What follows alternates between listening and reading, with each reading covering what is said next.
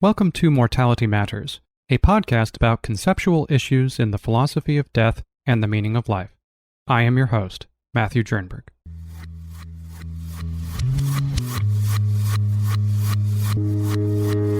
Even were it possible, is immortality worth wanting? In this episode, I'm covering Chapter 6 of John Martin Fischer's book, Death, Immortality, and Meaning in Life. Suppose that you could make a Faustian bargain with some powerful supernatural entity to trade your humanity for immortality in the most favorable conditions, whatever those may be. Presuming for the moment that such a trade is even possible, and as part of this pact, one could specify the conditions to however favorable one prefers, what is so special about retaining one's humanity when doing so would cheat death? In fiction, people who make this trade are typically villainous, as there is no way to both be a good person and not be corrupted by the fountain of youth. But is this really necessary? Is such fiction not just giving us an easy out to cope with the tragedy of our own mortality? Wouldn't it be better to not have to die? In this chapter and the next, Fischer considers many arguments for why immortality indeed is not desirable. And for this reason, one shouldn't make this Faustian bargain, even if there were no other downsides, such as moral decay or corruption. Fischer argues against these objections, that immortality would not be so bad, and under the assumption that true immortality, that is, in which one never dies, is impossible, he instead favors indefinite life extension, which he calls medical immortality. All else being equal, life is worth extending without any internal limit. But is this Faustian trade-off even necessary? What if you could have your cake and eat it too? That is, by retaining one's humanity, while also becoming immortal. Is this even possible? Would immortals be recognizably human? The philosopher Bernard Williams argues no. Immortals would be fundamentally different than us, partly because they couldn't be recognizably human. Fischer disagrees. But even if Williams may be mistaken about just how different immortals would be from ordinary mortal human beings, one can think of Williams' insight as a kind of constraint, that in order for immortality to be desirable, immortals must be recognizably human. Fischer accepts this as a necessary condition on the desirability of immortality, and proceeds for the remainder of this chapter to argue against there being any radical difference between immortals and mortals that would violate this constraint. That is, in order for immortality to be desirable, one must retain one's humanity, and further, that immortality isn't worth wanting if it requires losing one's humanity. So Fischer wouldn't take the Faustian bargain I describe. But were there some other way, life would still be worth extending. But whatever does Williams mean by his recognizability condition? What does it even mean to recognize someone or something as human? Fischer doesn't explain. But I think the best way to understand what this means is as a similarity condition. That is, in order for immortality to be desirable, there can't be too much dissimilarity between our life, as we know it now, and whatever it is like to be immortal. Were immortality to take a form that is too alien or too transformative to anything like the human condition, then it wouldn't be worth wanting to begin with. At least, not for us, mere mortals. Now, you might think that Williams is begging the question against the immortality optimist here, with his recognizability condition, if only because mortality may be essential to human nature. And clearly, immortality is incompatible with mortality, so therefore, us mortal beings could never be immortal then, and at least be human. However, this argument has two problems. The first being, the desirable is not bounded by the possible. There's many movies we see, like Harry Potter or Lord of the Rings, where it would be really cool to be in those scenarios or go to Hogwarts Academy or what have you. But the laws of nature would have to be radically different in order for magic as envisioned by those movies to even be possible. If that's the case, then, there's at least some sense of possibility where we can consider the laws of nature being different than what they actually are, where we nonetheless wish they were different. I think a similar notion of possibility is at work with immortality. Now, of course, in real life, what Fischer describes as true immortality may be impossible.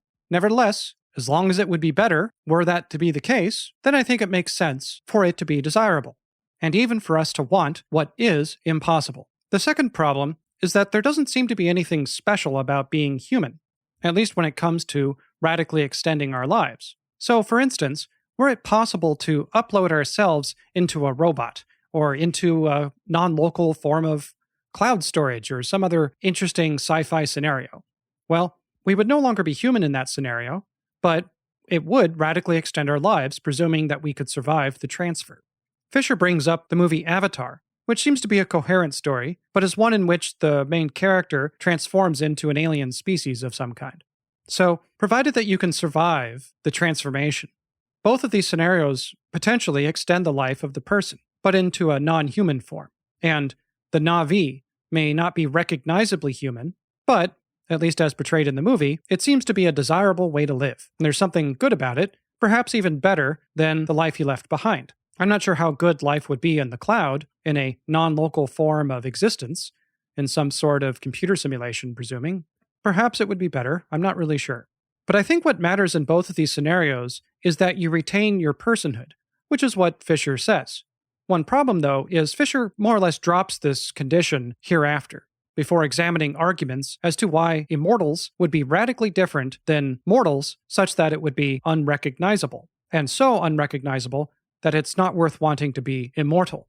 Nevertheless, none of these arguments establish that immortals would not be people. They just instead point to certain benefits there are to being mortal, and argue on that basis that one's mortality is worth keeping, or not worth disposing of, presuming there was some choice in the matter, and immortality would not be worth wanting on that basis. Williams considers 5 kinds of arguments as to why immortality is not worth wanting, or even intelligible in some cases, in virtue of different features of mortal existence that would be absent in immortal life. The first is based on how the borders of our lives give shape to the overall structure of our lives that would be absent with immortals. The second has to do with certain goods that are exclusive to a mortal existence that would be absent in an immortal life. The third has to do with our life story and certain features of the narrative of our lives that would not be present in an immortal life. The fourth has to do with the duration of an infinite life being infinite. And the fifth has to do with the stages of our lives and how an immortal life would lack an ending. So the first objection has to do with borders. Now you may think that a thing is what it is, in part because of its borders. Picture a table. Part of what it is to be a table is for that table to have certain boundaries. And if we were, say, to imagine the boundaries of the table to radically expand, perhaps by enlarging that table, we might get a bigger table with each expansion. But now imagine taking those expansions to the limit, and for that size of the table to go all the way to infinity. In that case, what you have is no longer a table. If anything, it would be something like a plane in mathematics. It would be a surface of some kind, but it would no longer be a table. Tables are finite objects with boundaries. Likewise, you could say the same thing about true immortality, that any finite extension of one's life would nevertheless have a being who could recognizably be a person who was human like us. However, if taken to the limit, the shape of whatever life that being would have, an immortal life, would no longer be the kind of thing that we are. It would no longer be recognizably human. The form that that life would have would be a different kind of thing. So just as a table taken to the limit would cease to be a table, a human taken to the limit would cease to be a human. It would be a different kind of thing, and sufficiently different that it would not be desirable for beings like us.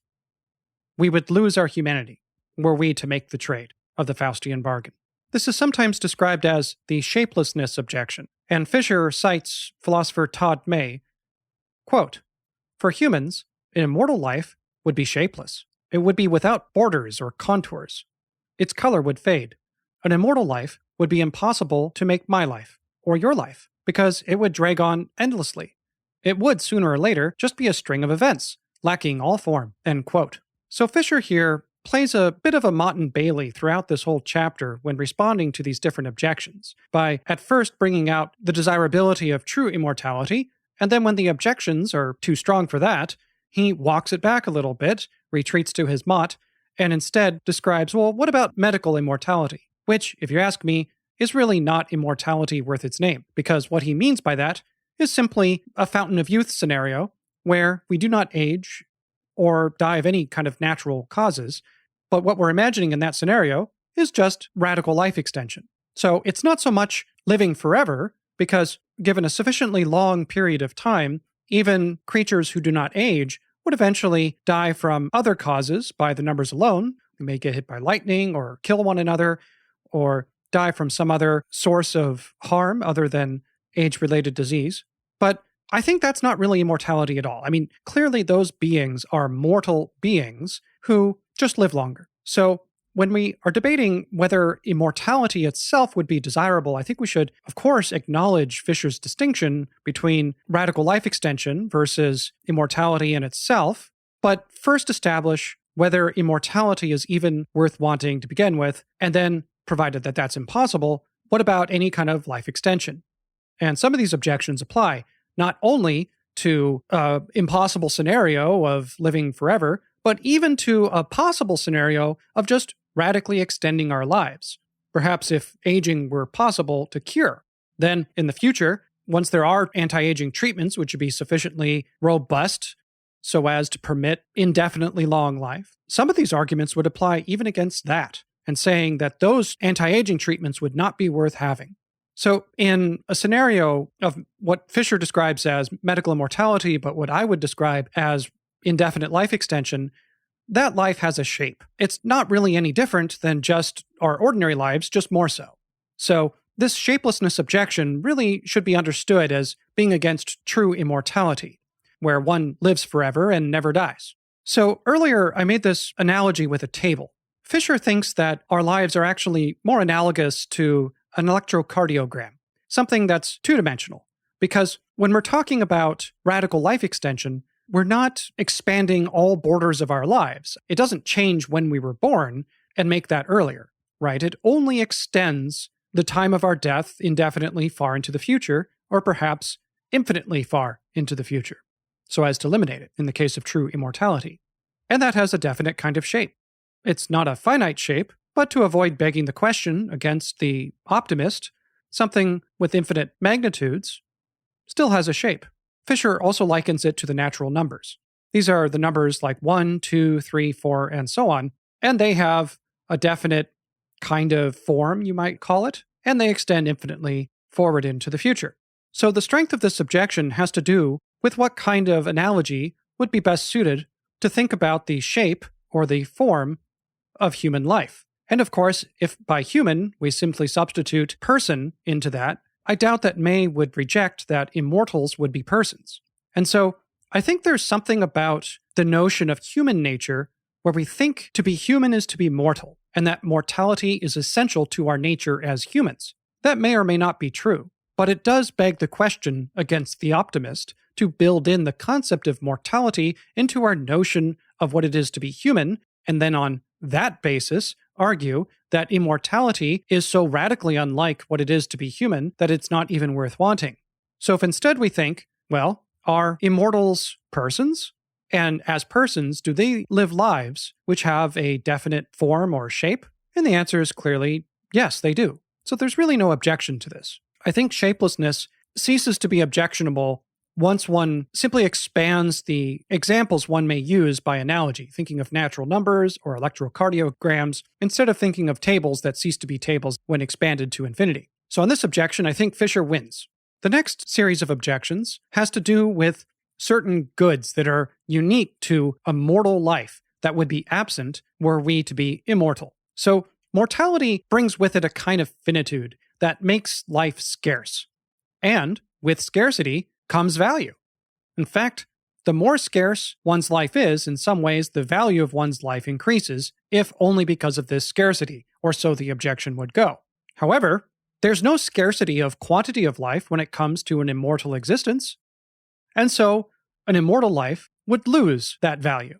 It may still retain some positive value, but not nearly as much so as to be as preferable as a mortal life. Perhaps its value is vanishingly small in the limit, so it doesn't add up to as much. Fischer really doesn't respond to this objection, which I've expanded from the text. Nevertheless, I think it is premised on the mistake of thinking that mere longevity or quantity of life has a kind of non-instrumental value in itself, which I don't think it does.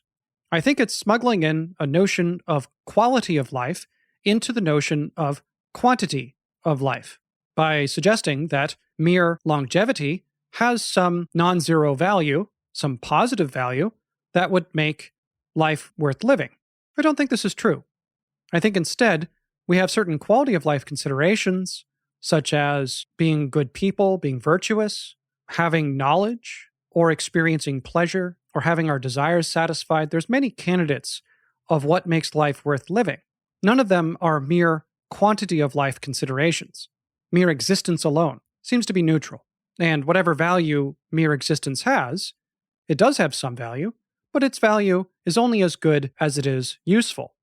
Much like money. Insofar as living longer is useful for the realization of other goods, then it's good itself, but merely as a tool or as an instrument for the sake of those other goods, and as such has no real value in and of itself. Now, there's still a concern about what you might describe as the utility function between a mortal life and immortal lives by comparison.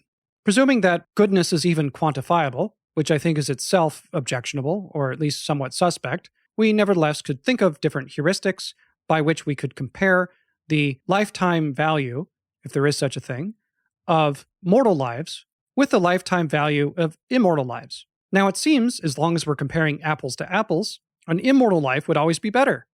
So I think there's something going haywire with these comparisons, because all one need do is take any given mortal life and then continue it forever.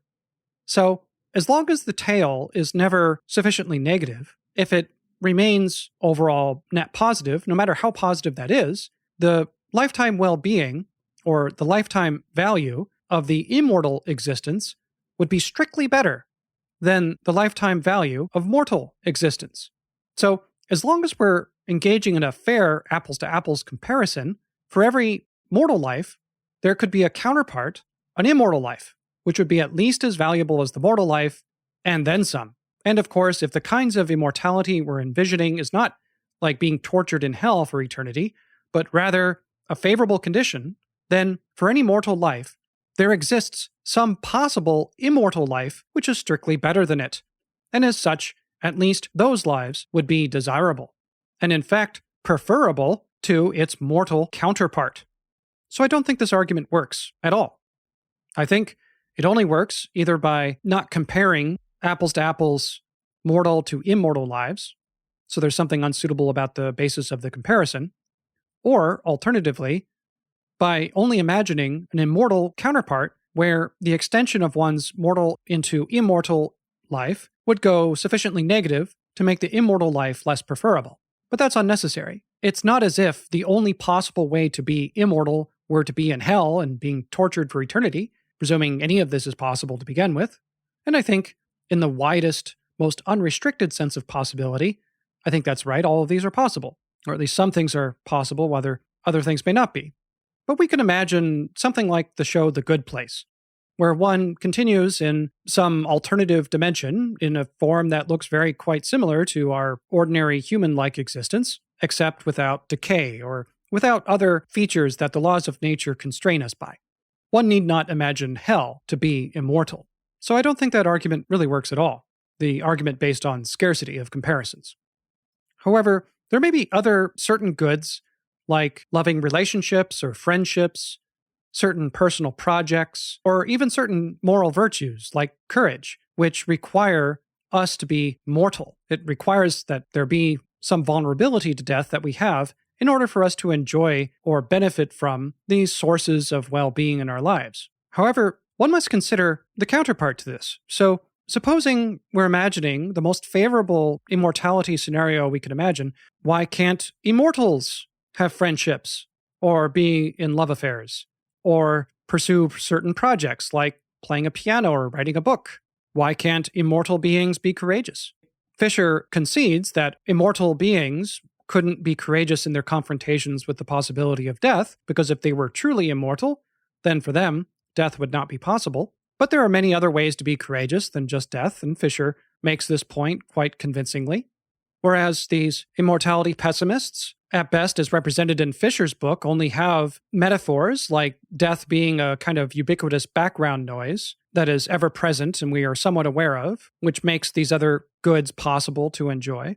Again, I agree with Fischer on this. I don't see, even if it's true, even if we grant the pessimist premise that it's in the recognition of the scarcity of life and its finitude, and how death is a kind of background wave beneath the enjoyment of all of these other goods, that's what heightens our enjoyment of them, that very well may just be a coping mechanism with our own mortality, that once unconstrained by an immortal life, we could enjoy all of these things far more, if anything, that we can derive a certain kind of coping value to how we deal with our love affairs or friendships, or how we experience a certain pleasure in the knowledge that it's finite, has no implication whatsoever for the kind of enjoyments or the kind of relationships or the kind of projects immortal beings could have in an unconstrained life. So the way Fischer puts this is,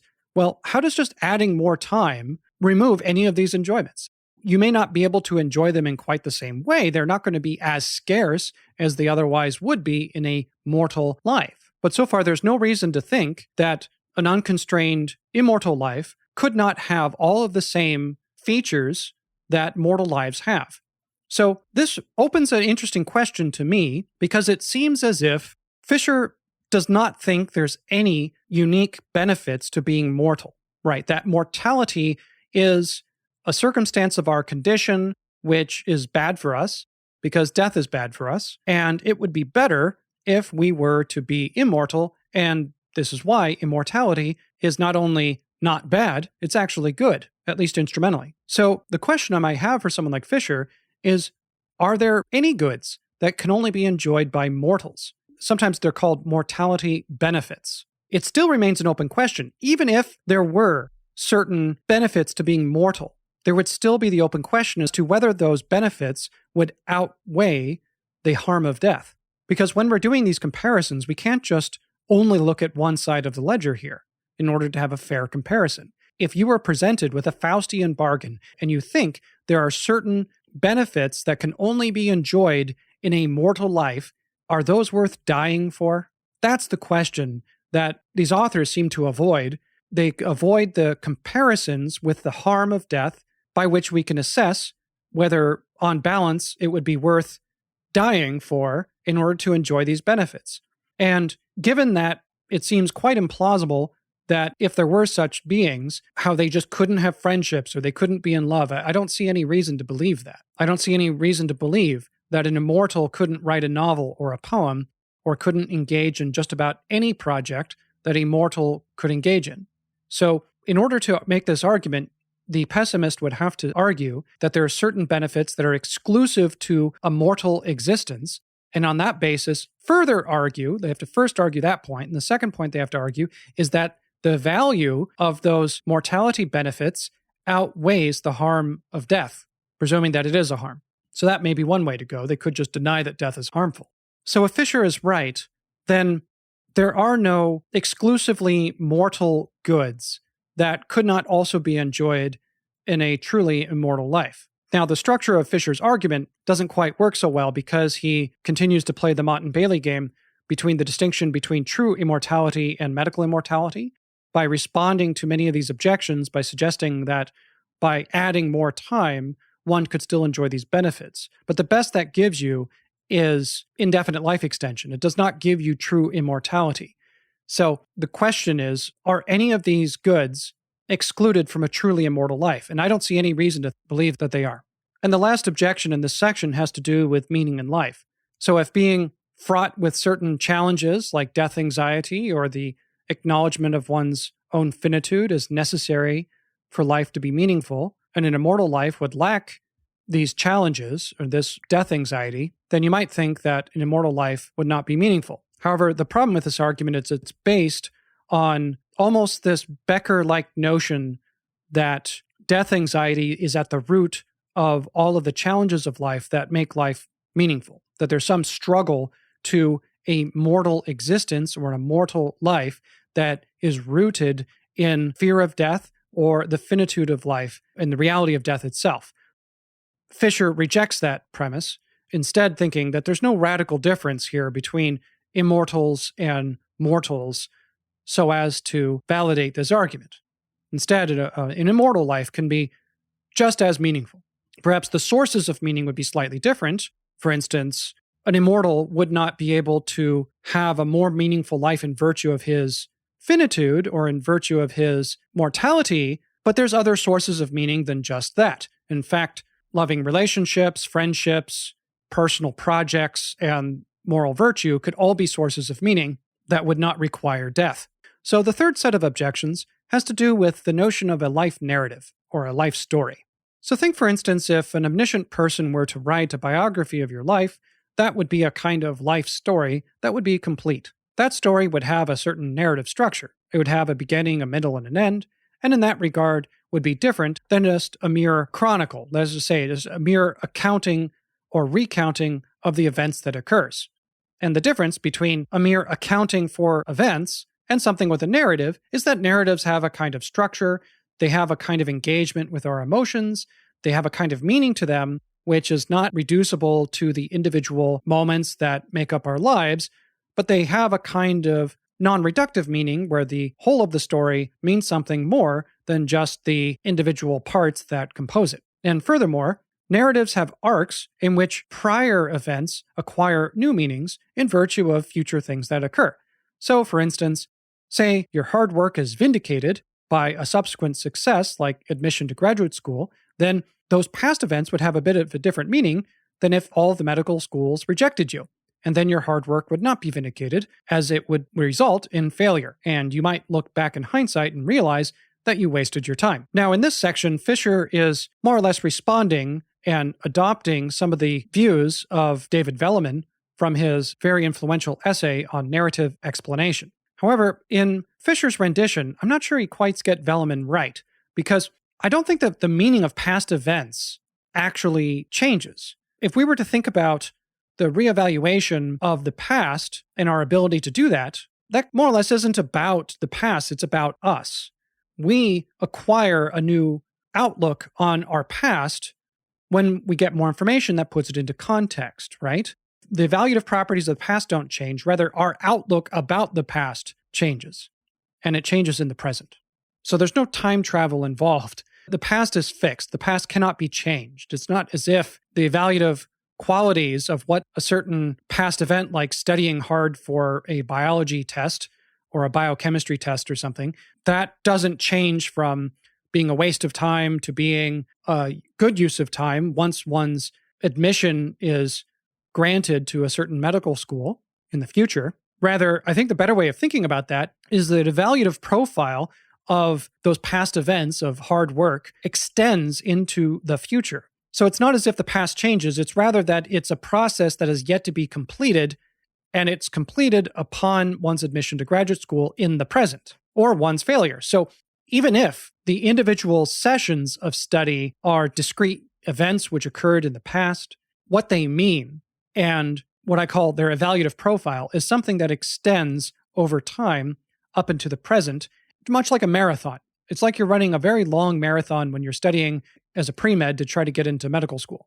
And that process only completes upon the admission or rejection from medical schools. And even with rejection, there's always next year that one could reapply. But at some point, the process terminates in success or failure, and its meaning is determined in the present, just like the meaning of everything is determined in the present. I think that's the better way of thinking about it. Not sure if that's exactly how Velleman thinks about it, but I think that's a better way of thinking about it than thinking about time travel. However, as stories, narratives have a beginning, a middle, and an end. But an immortal life would not have an end. There's no ending to an immortal life, at least not a truly immortal life. And you think there could be something missing out on that. So this would be one of those mortality benefits. That is to say, in a normal mortal life, there's a beginning, a middle, and an end, And the end gives you, or perhaps not really gives you, but it gives others a kind of understanding in which the ending puts a context on everything that happened before to give you a better understanding of the whole of someone's life that you wouldn't have had before they died. And you might get this impression from biographies. So think about how Julius Caesar died, where he was assassinated by the senators that he was ruling over as dictator for life. So the death of Julius Caesar gave a certain context on the totality of his life that allows us, third parties, to better understand the man as a whole instead of just as a part. So if instead Julius Caesar were immortal and he would be invulnerable to death in some way or another, then we wouldn't be able to understand the other parts of his life as well because he has no ending. And so this is one of those mortality benefits, certain benefits there is to being mortal, which would be absent from an immortal life. And instead of just leaving it there, we have to ask ourselves, okay, but is that worth dying for?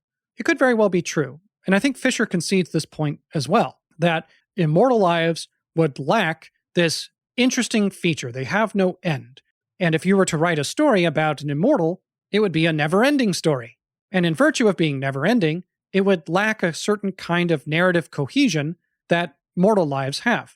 But so what? Fischer argues that an immortal life can be just as gripping or as engaging emotionally. And in fact, it still features this interesting re-evaluative property where by bringing new context to the past, it changes the meaning of past events. So that phenomenon would likewise apply to an immortal life. You don't need to have an ending to your life in order for that phenomenon to occur. So what value does an ending have?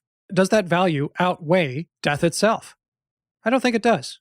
And Fischer doesn't either. However, one point I would note about this is that Bernard Williams argues that immortality would be boring. This is the focus of the next chapter of Fischer's book.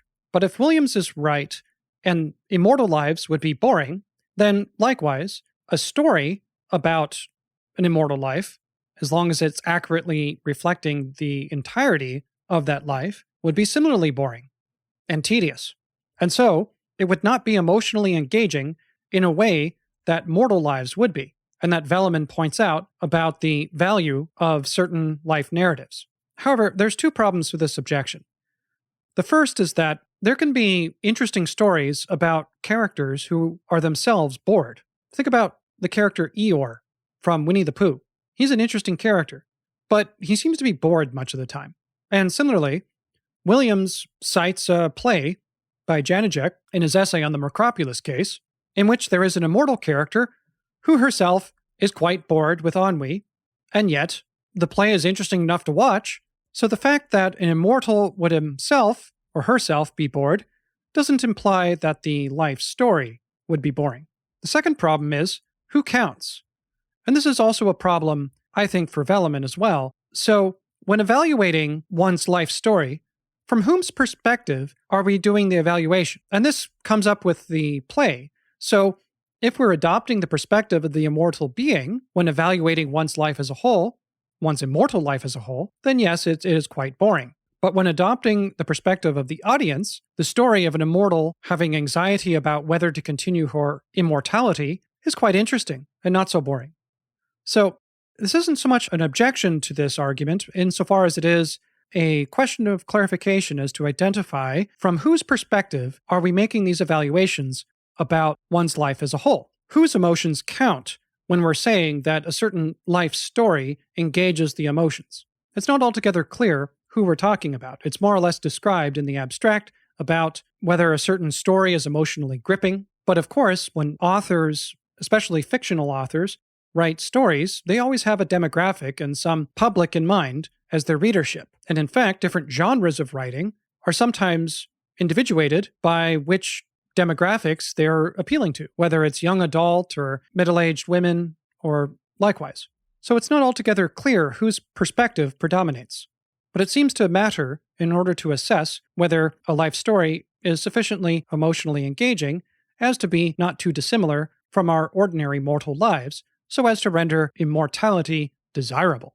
Fischer will talk about this more when responding to Williams' objection that an immortal life would be boring, as I see this example as a special case of that an immortal life which is not sufficiently emotionally engaging, would not be desirable on that basis.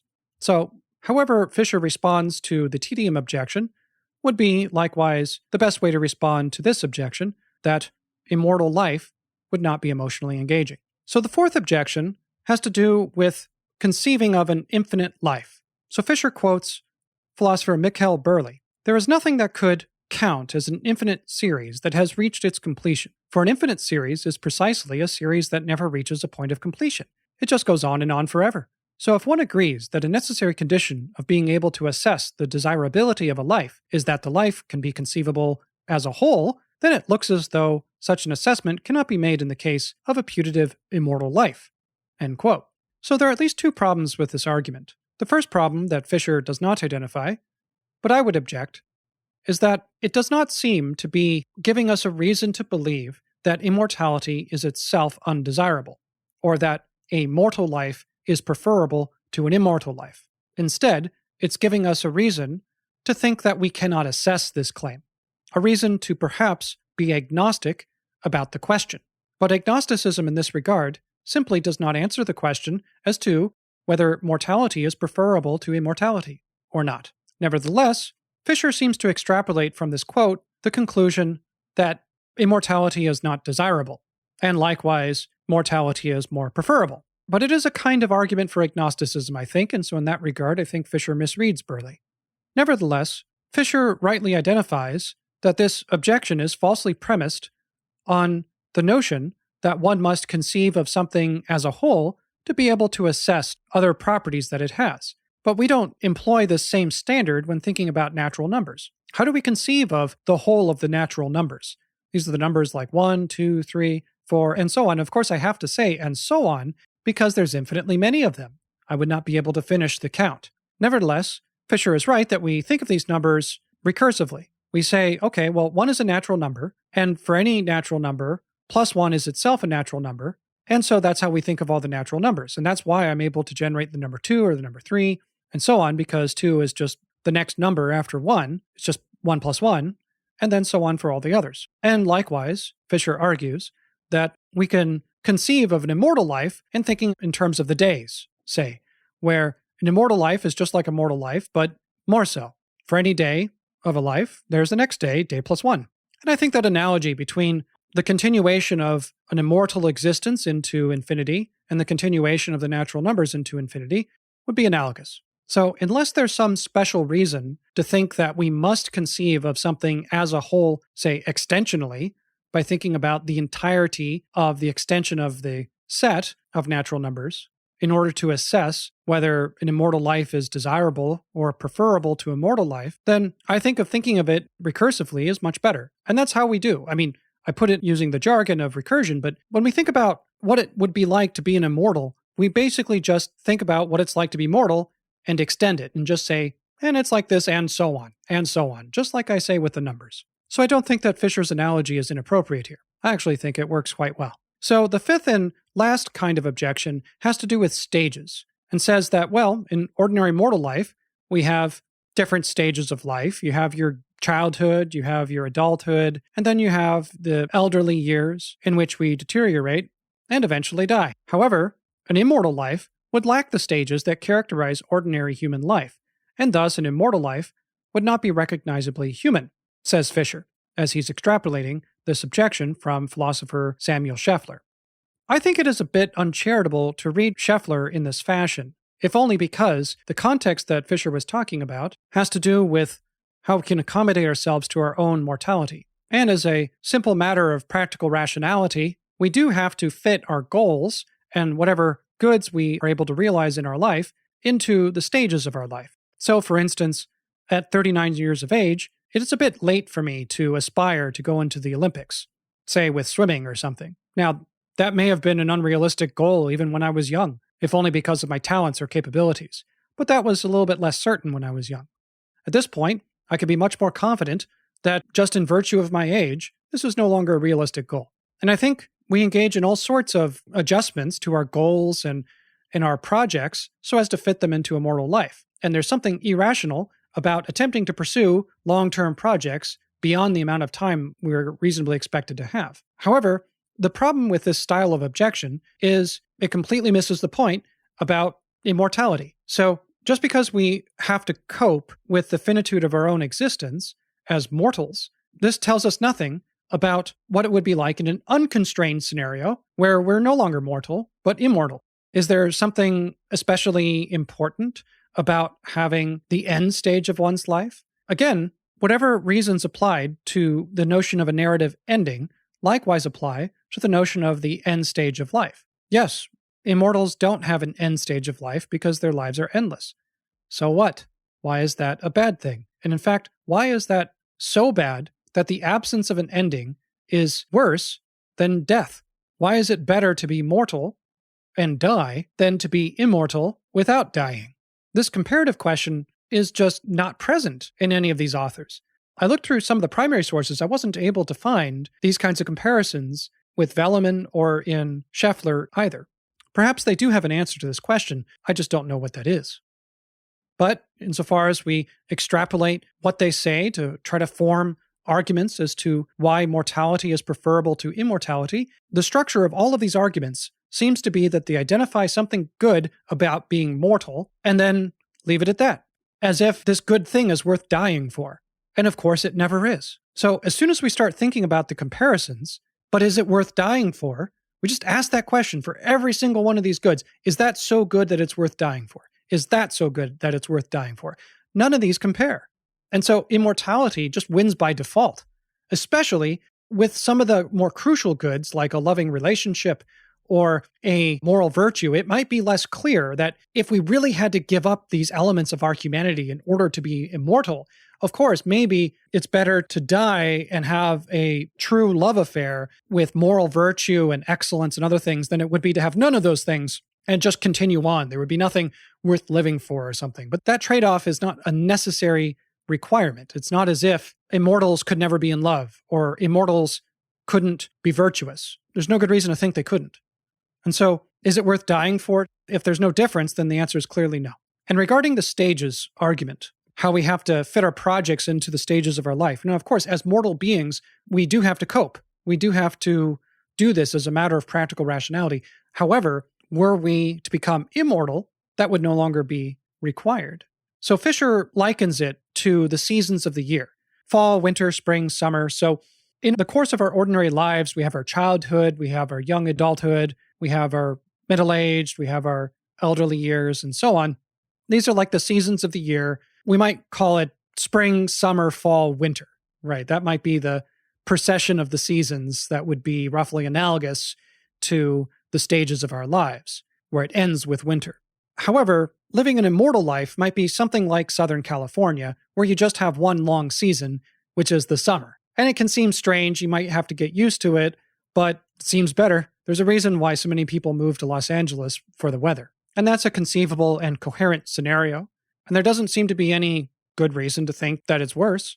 And so it's preferable and desirable, which responds to the argument. Now, Scheffler may respond to Fischer's objection by saying that the notion of a season loses coherence entirely in Southern California, right? So if all you have is one season, which is just the summer all the time, this is something similar to having a table that's expanded to infinity. It's no longer a table. You don't have summer. In order for there to be a summer, it's necessary that there be a winter or that there be a season that's not summer. But why does seasonality matter? As long as one can retain sufficient similarity so as to ground the desirability of continued existence, then seasons are worth giving up if what you are left with is something that's better. What's so great about suffering?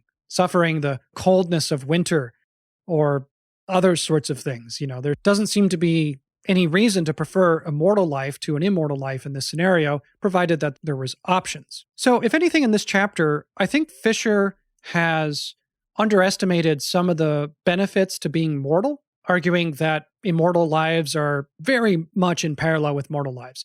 I'm not sure that's entirely true.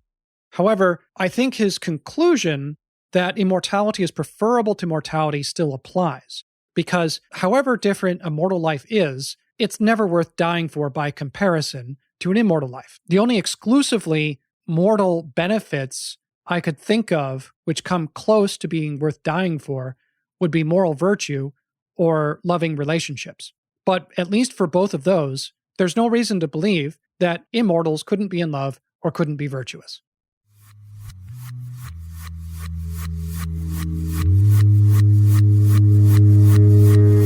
All right. So in this episode, we considered the recognizability condition on the desirability of immortality that Fischer acquired from Bernard Williams. I instead think of this condition not as a matter of whether one is human, but whether there's a sufficient dissimilarity between an immortal and mortal life so as to render the former less preferable to the latter, at least for beings like us.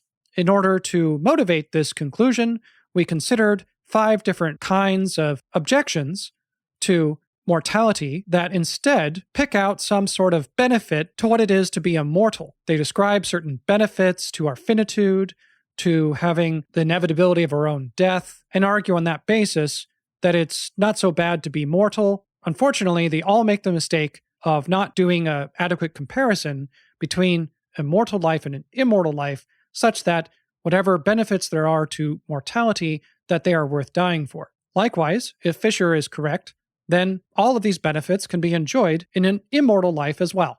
Now, I remain somewhat skeptical that every single one of these benefits could also be enjoyed, at least the benefits that matter. Of course, I should note that Fischer does concede that there are certain features to an immortal life which would be absent from a mortal life, like immortals wouldn't have an ending or immortals wouldn't have the final stage of life. But Fischer argues that those don't ultimately matter very much as to whether an immortal life is desirable. That the things that do matter, such as emotional engagement or what he describes as meaning holism, this reevaluative way of recontextualizing the past in the virtue of future considerations that change their meaning. Immortal lives also have narratives, and they have all of the good things of life that make life worth living, absent some minor details. I think Fischer is way too optimistic about that. I think there may be certain elements to a mortal life which makes a mortal life worth living, but which would not make an immortal life worth living. But ultimately, it gets washed out by the comparison because that's just how harmful death is. So at the end of the day, I agree with Fischer that immortality is preferable to mortality, and that an immortal life would be sufficiently recognizable so as to be desirable, which is another way of saying that the premise to the Faustian bargain is false. One need not give up on the elements of our humanity which matter for us, which make life worth living, in order for immortality to be possible, at least conceptually.